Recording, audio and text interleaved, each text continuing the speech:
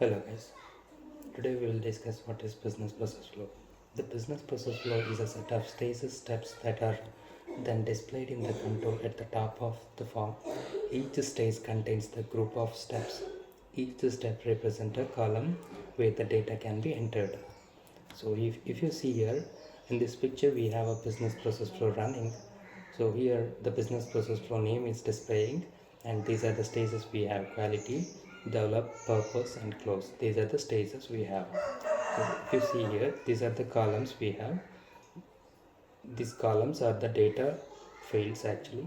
So whenever we move to next stage, if you make this field mandatory, until unless these fields are filled, so we cannot move to the next stage. So what is the use of business process flow is, they provide the streamlined user experience that leads the people through the process their organization has defined for interactions that need to be advanced to the conclusion of some kind.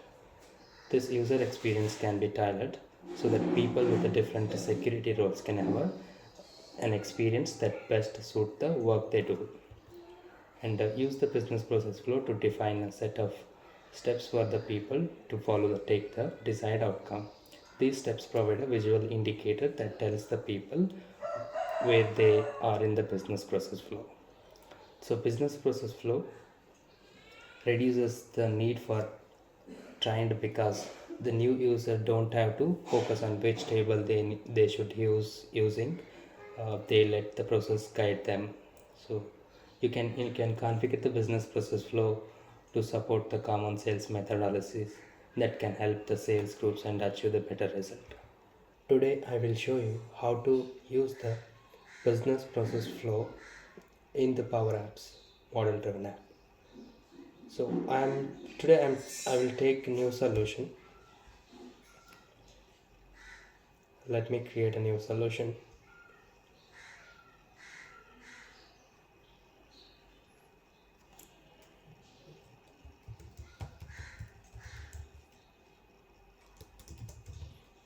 I'm giving a name as a scholarship name. So I have created a publisher as scholarship. So I'm creating the solution. So inside the solution we will just add two tables to store the information of student and parents details. Let's create a new table.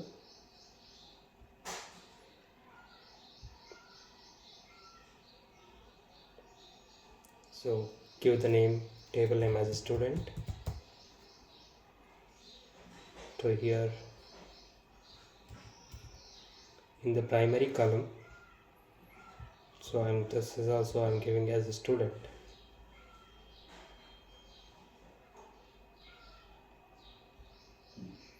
I'm making it optional.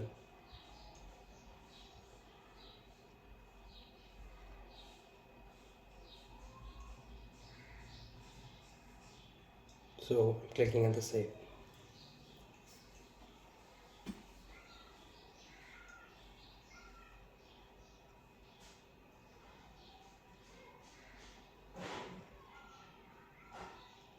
In the columns we will add name, student ID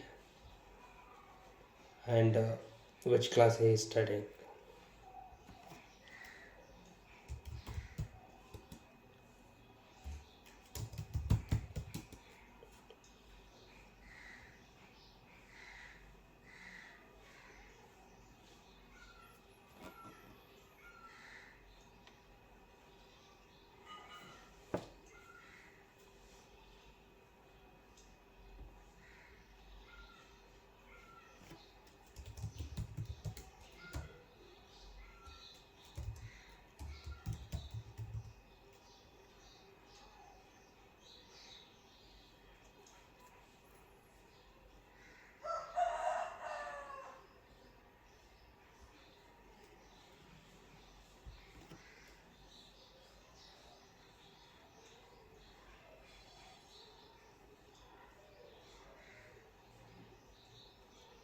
Just taking the address as a sum field.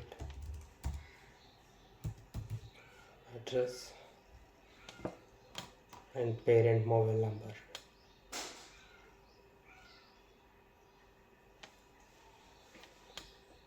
So add parent mobile number also.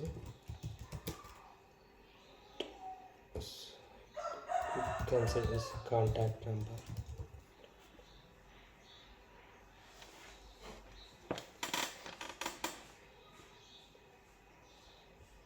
So let's create a one more table.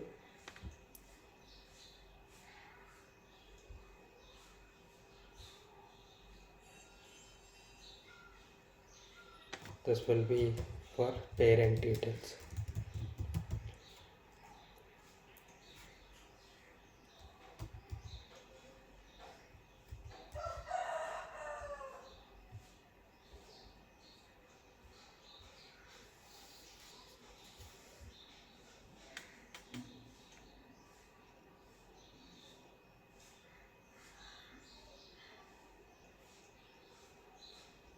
Let's add a columns to store the parent name and address, contact number.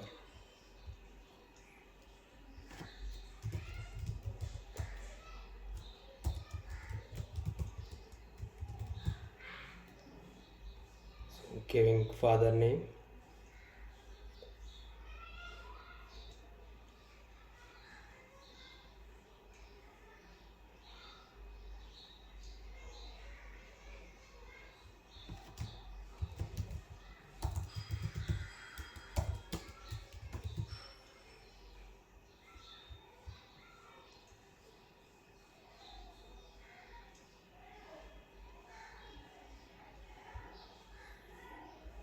and adding one more field for contact number.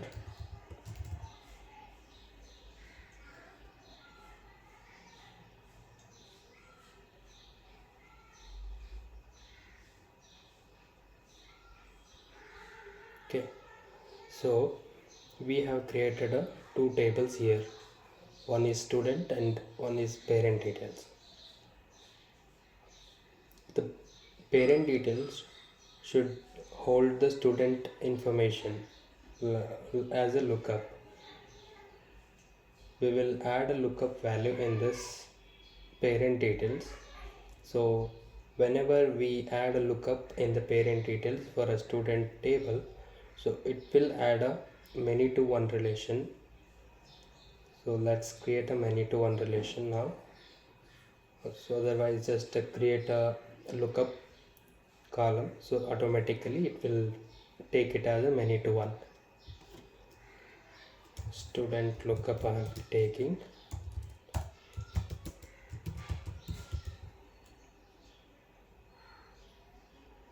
In the data type, just select the lookup, and below you select the table name, search for student,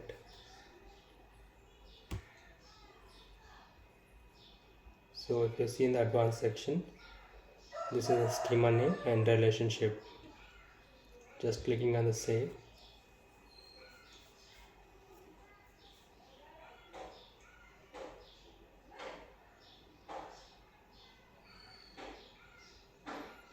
If I open relationships, I will see the many to one relationship now. I'm just searching with the student table.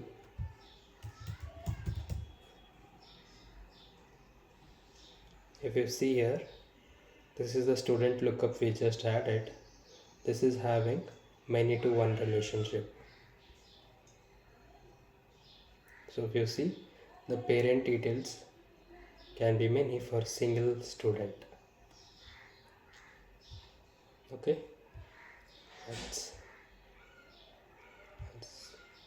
let's create a form for these two tables.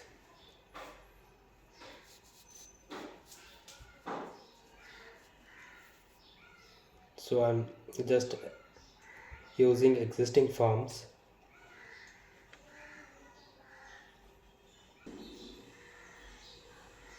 So I am adding the required field in to the form. So in the parent details, so parent details will be some id. It will be getting auto increment every time, so we need to change that one. So first I will add the student lookup,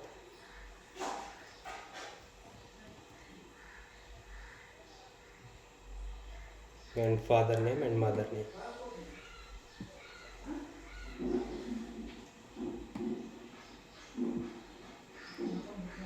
and contact number. Yeah, let's save this one and publish.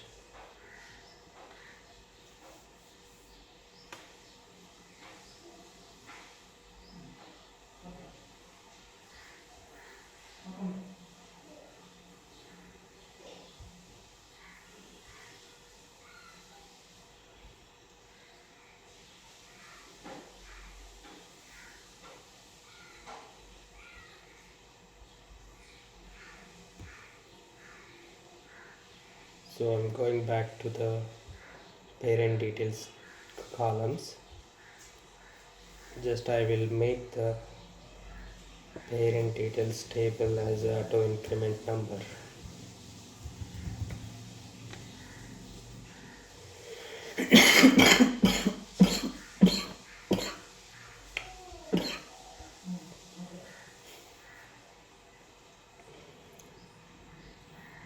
And if you observe here, parent details is a primary key. So I want to make this auto increment.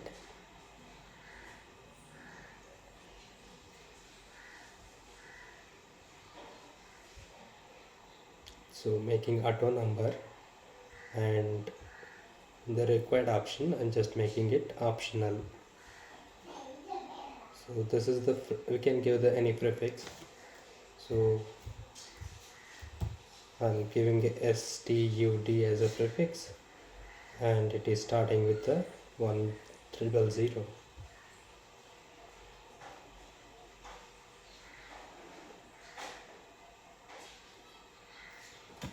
So in student tables also we'll change that to auto increment primary key.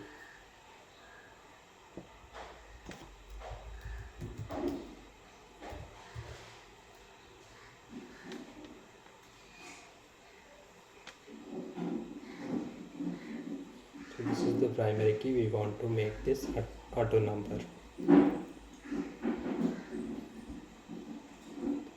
So here also business required, I am making it optional.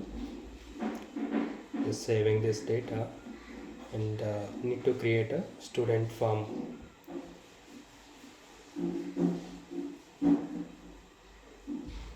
So I'm just editing the existing student form.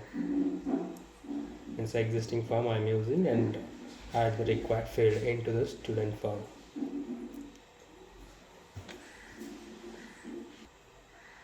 I'm just adding the student name, which class he is studying, address, contact number. So I'm just clicking on the save.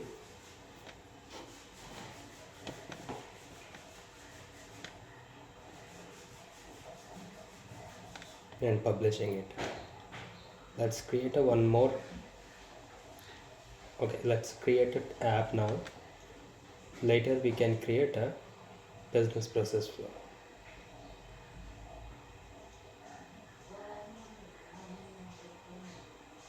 Or else we can go with the business process flow first, and we can create a app also. Both the way is okay.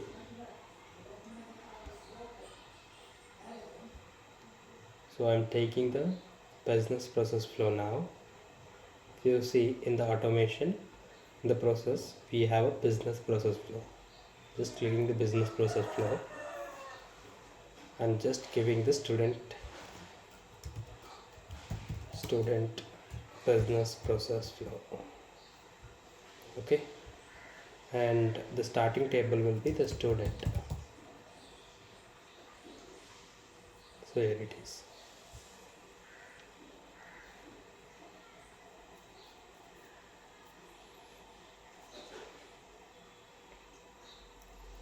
Okay, the student business process flow is having starting stage, so we'll change this display name as a student details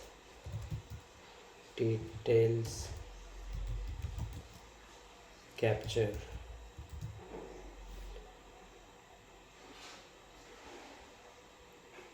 So in the business process flow, we need to give data step, one data step as a mandatory. So I can give any field here. So let's give the student ID as a default field.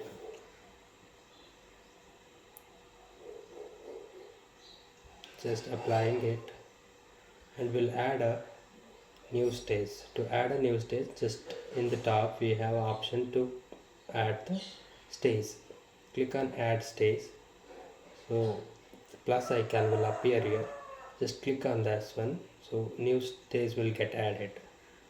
So we can change this new stage name, parent details capture.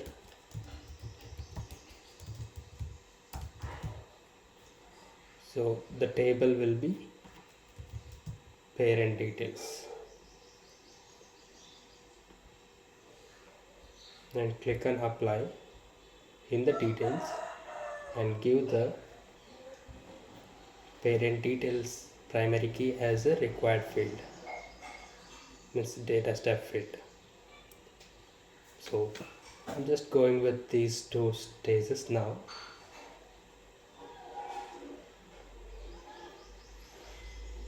So after required stages is added, you can click the save, and we can validate the business process flow, and we can activate it now.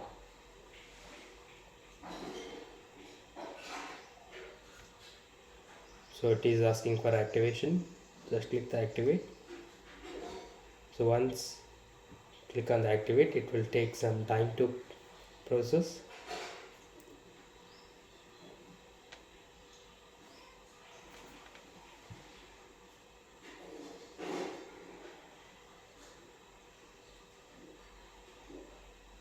So meanwhile we can go and create an app now. So it is activating now. So let's open the solution.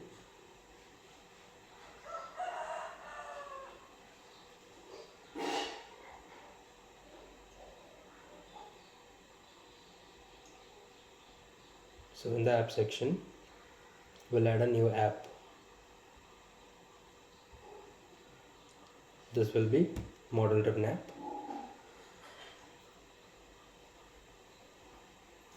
Let's give a student scholarship app. In the description I'm giving same thing. Let's create this one.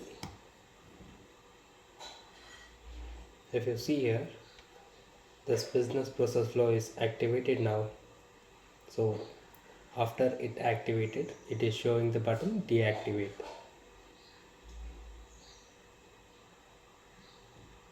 Let's update the app. So in this one we can click on the add page. So we are taking the data was table and select the tables which we require. First one is student,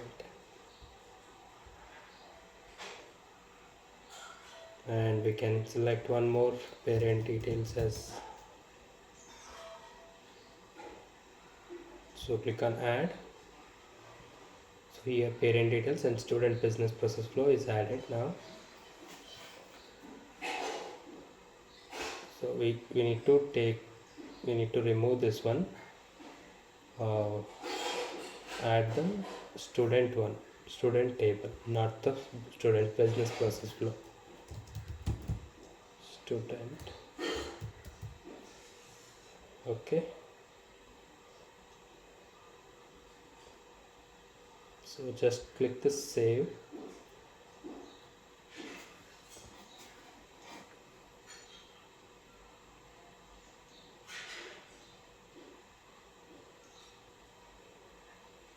and publish the changes.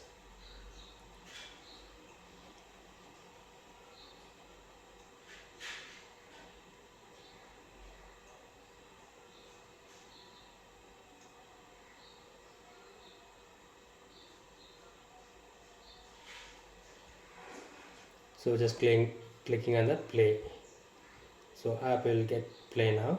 We'll see the business process flow applied. In the student details, we'll create a one record.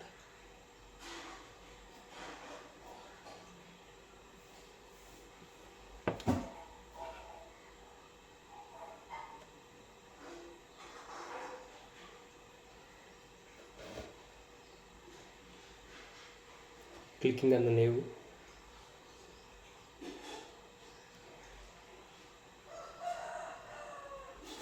student name I'm giving, class I'm giving 12th standard, address Bangalore, contact number. Just clicking on the save.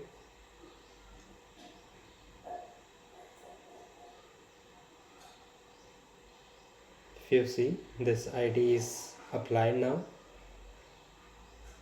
So, and there is a business process flow, student business process flow we have, and we are in the stage of student details capture now. So if you see, this is the data field we specified in the business process flow. If I click the next stage, so it will ask us to create a parent details form, means record we need to create. If I click on create, so defaultly the student lookup is taking, and parent details we made it auto increment, and father details I'm filling Ashok, Radha, and contact number. So clicking on the save. So if you see, the business process flow has moved to this parent details capture now. So after this one, we have only the finish option because we added a 2 stages here. We can go with the many stages and with the conditions. For example, we have a data field here. Based on the data field value, we can move the we can route the business process flow. Just clicking on the finish now will will check the other parts like how to conditionally change the stages and all in the next video. So clicking on the finish now. So once it is finished, there is no go back actually. So let's create a one more record. So we can traverse back to the previous stages. So if you see, I am giving the student name as student 1, class as first, address as Hyderabad, contact number I'm giving. Just clicking on the save. I'm just moving to next stage. I'm creating the record, same thing.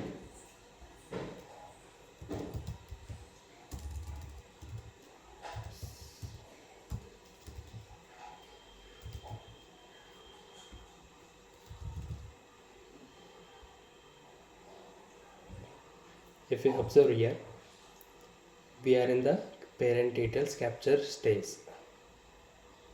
We have an option of finish. Once I click the student details capture, so the form will change to the student tables form.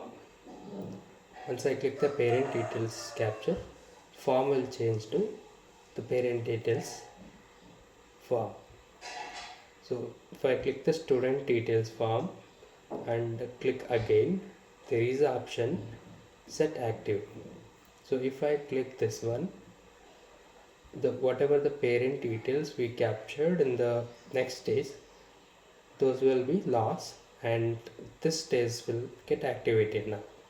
So just clicking on the set active, if you see, the stage is now the current stage is student details capture.